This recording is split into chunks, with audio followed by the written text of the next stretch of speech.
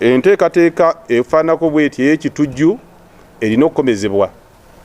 Era tusazeewo ng'ababaka ba Kampala okuwa nsaleesale waatasukka nnaku z'omwezi 31 okubanga abakola ebikolwa ebyobuliisa maanyi abaazindako enguudo z'abantu mwe balina okukolera ne batandika n'okutwala ebyamaguzi byabwe n'okubakuba kibooko, omuze ogwo bagwamuse bunnambiro.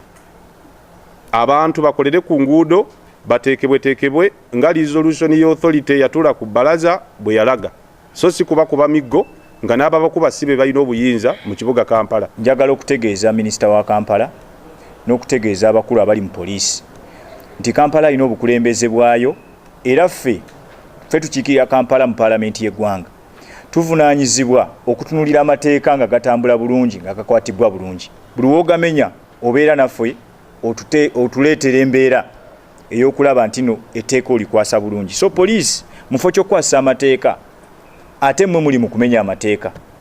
Twatunulidde abantu nga babakuba, nga poliisi yebakuba ne law enforcement ya KCCA ne batuuka n'okubba ebintu by'abantu, ne balya amenvu g'abantu ku mpaka. Nalabye omusirikale ng'anywa n'eccupa ya soda ng'agijje mu firiji y'omuntu gwazze okwatisa amateeka.